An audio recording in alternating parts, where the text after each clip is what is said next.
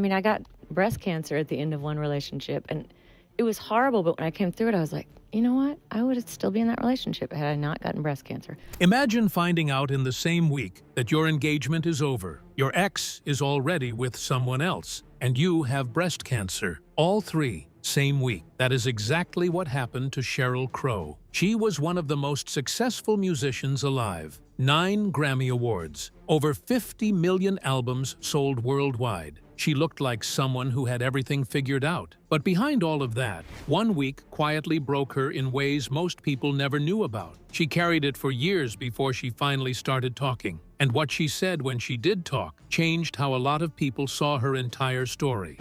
The week that changed everything.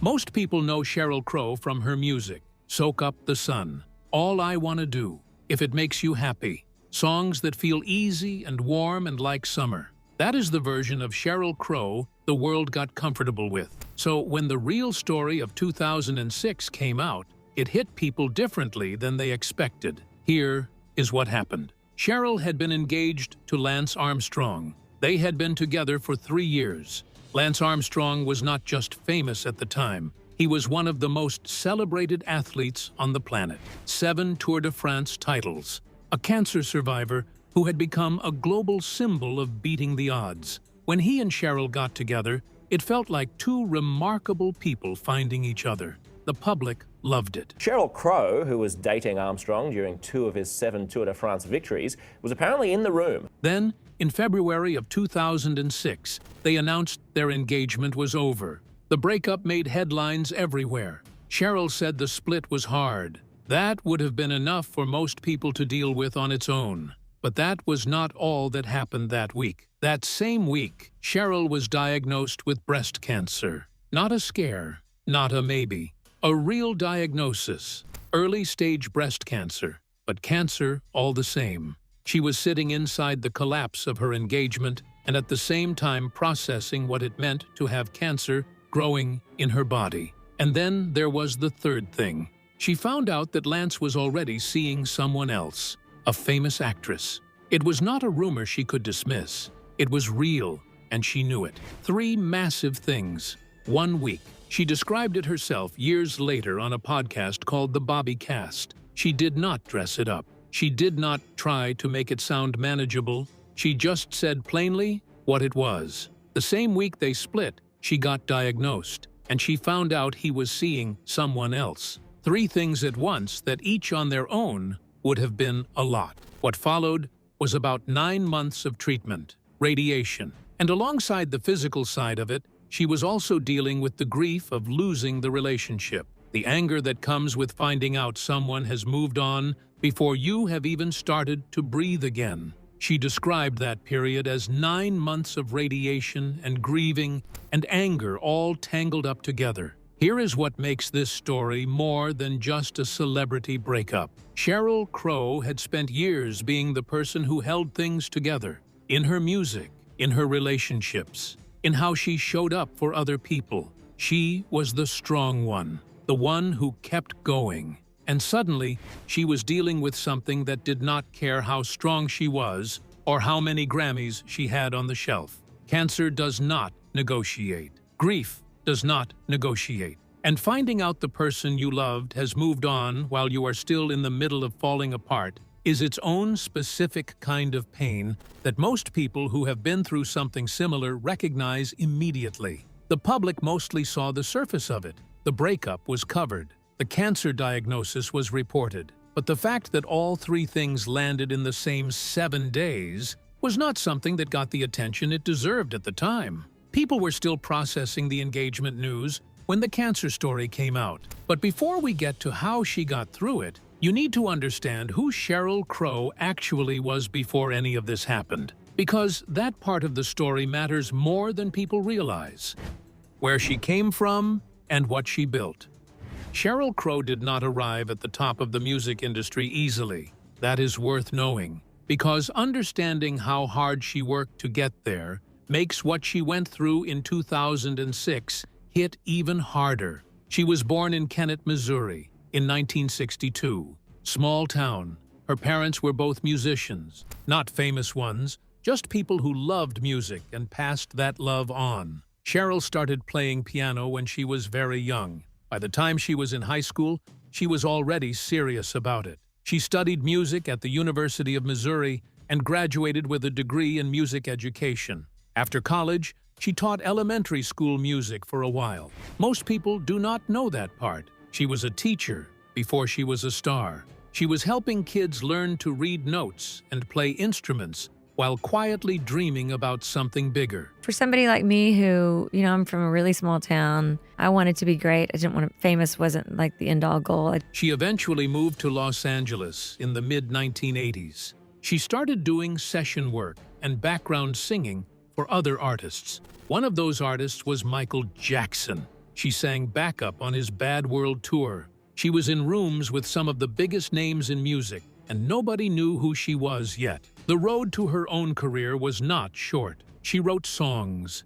She got rejected. She kept going. Her first album did not break through the way she needed it to. She had to rebuild. She went back and did it again. Her second album, Tuesday Night Music Club, came out in 1993. It had All I Wanna Do on it. That song changed everything. It became a massive hit. She won 3 Grammy Awards that year, including Record of the Year and Best New Artist. But here is the thing about sudden success after years of struggling. It does not fix the inside stuff. Sheryl has talked in multiple interviews about the fact that even as the awards were coming in and the tours were getting bigger, she was not always doing okay on the inside. She dealt with depression during that period. She talked about feeling lost even when everything looked like it was going right on the outside. That is an important piece of context for what happened later, because the woman who faced 2006 was not someone who had sailed through life untouched. She was someone who had already been in dark places privately and had learned to keep moving anyway. She built a massive career through the 90s and into the 2000s. Song after song that people still know by heart. She was not a one-hit wonder. She was consistent, decade after decade. She also became known for her activism. She cared publicly about environmental issues and spoke up about political things when a lot of artists stayed quiet. By 2004, she had met Lance Armstrong. Their relationship quickly became one of the most high-profile romances in the public eye. 2 enormously successful people who had both faced real adversity. The world rooted for them. And then, in 2006, it all fell apart at once. Understanding where she came from and how much she had poured into her career and her relationships makes the weight of that week in 2006 clearer. She had built something real over many years, and in 7 days, she was dealing with the hardest things a person can face, all at the same time. Lance Armstrong and what that relationship really was.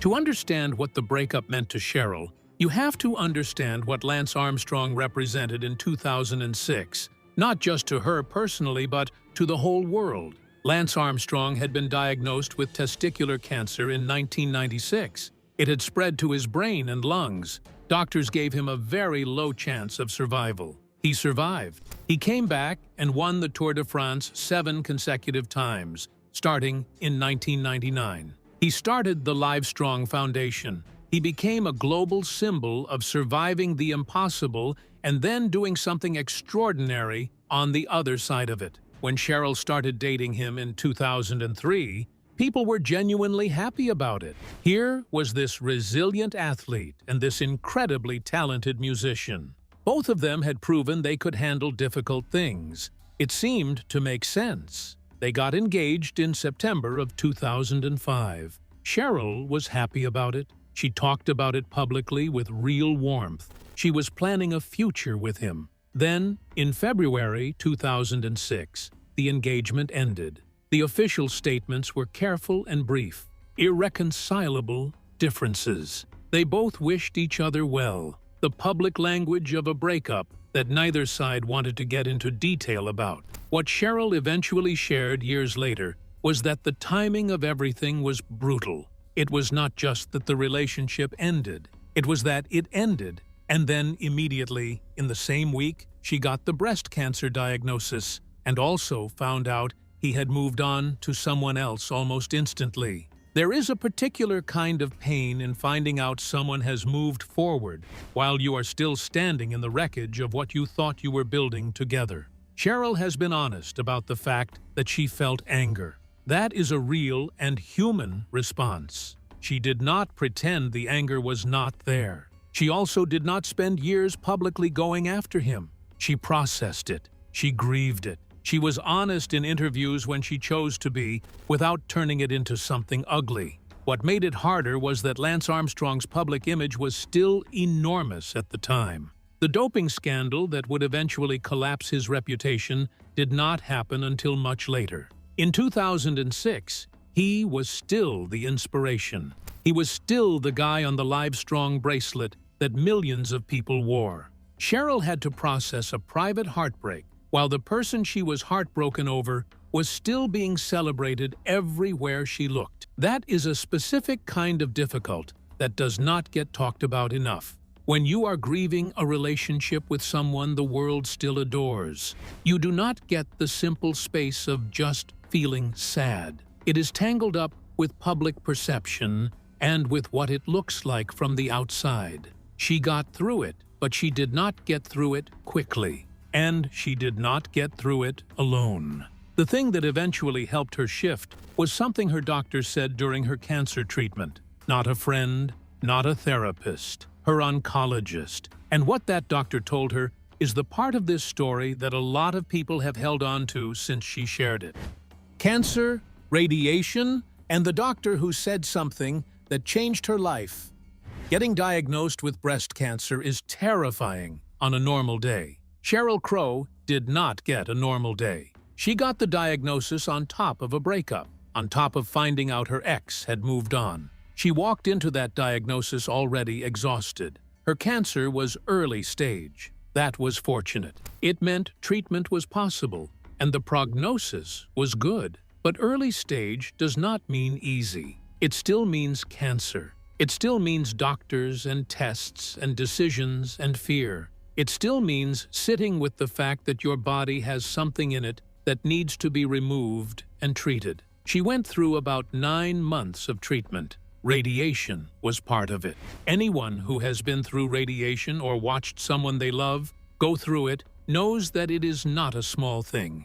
It is physically wearing. You show up for it over and over. You deal with fatigue and side effects, and the mental weight of it all, while also trying to live your regular life. Sheryl was also grieving at the same time. The grief of the relationship ending, the anger about how it ended, the sadness of a future she had been planning that was suddenly not happening. Those things do not pause for cancer treatment. You carry all of it at the same time. And then her oncologist said something to her that she has talked about in interviews multiple times since. The doctor looked at her and said 4 words. Do not miss the lesson. That is it. 4 words. Do not miss the lesson. It sounds simple, but when you are in the middle of everything she was in the middle of, those 4 words landing at the right moment can flip something. Her doctor was not being harsh. She was not telling Sheryl to stop being sad or to hurry up and feel better. She was pointing at something important.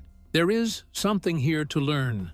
Do not be so busy surviving it that you miss what it is trying to show you. Sheryl said that moment made her stop and really look at how she had been living. And what she saw when she looked honestly was that she had spent a huge amount of her life taking care of other people, being what other people needed, showing up for everyone else. And somewhere in all of that, she had stopped taking care of herself, not just physically, emotionally too.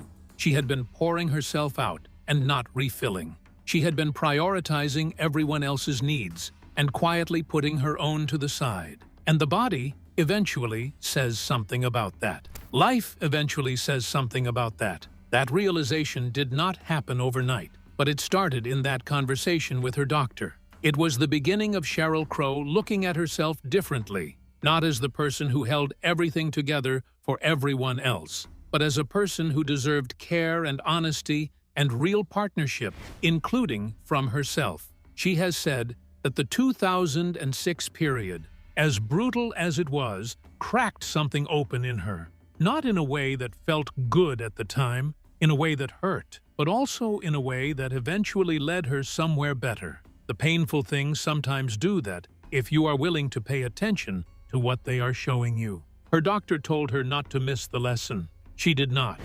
What she built on the other side of the worst year of her life. Here is what is remarkable about Sheryl Crow's story after 2006. She did not disappear. She did not collapse into the worst year of her life and stay there.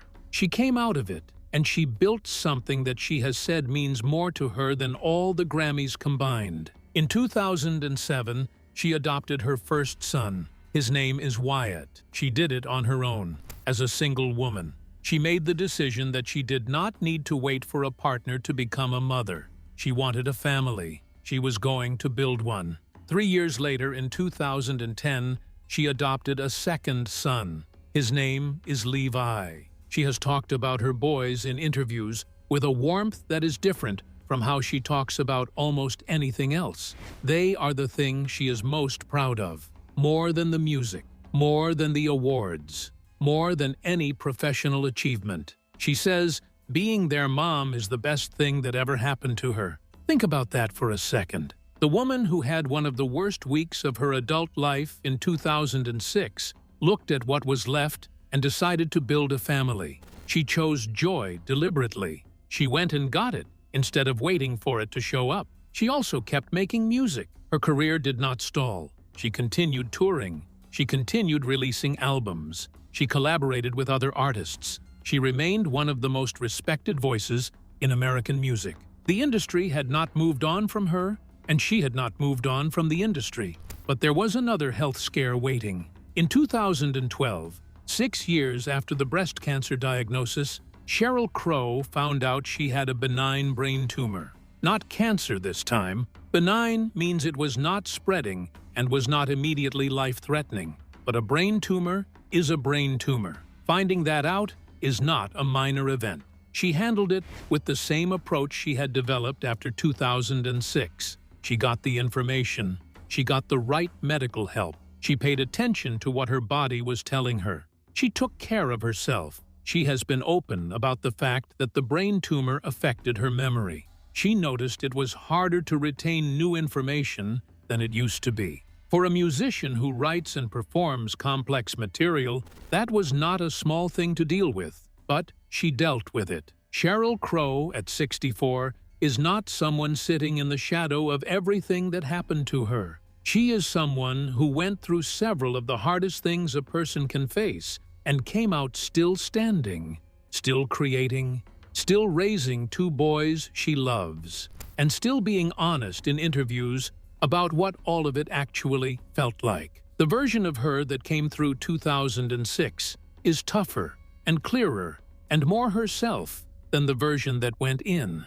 That does not mean the year was worth it or that the pain was some kind of gift. It means she chose not to waste it. Her doctor told her not to miss the lesson. She listened. Now, we'd like to hear from you. If one of the worst weeks of your life turned out to be the thing that finally taught you how to take care of yourself, would you be grateful for it? Or would the pain still be too close to see it that way? Share with us in the comments below. If you enjoyed this video, be sure to like and subscribe to our channel. For more interesting stories like this, be sure to click on the next video that pops up on your screen. You never know what you'll discover next.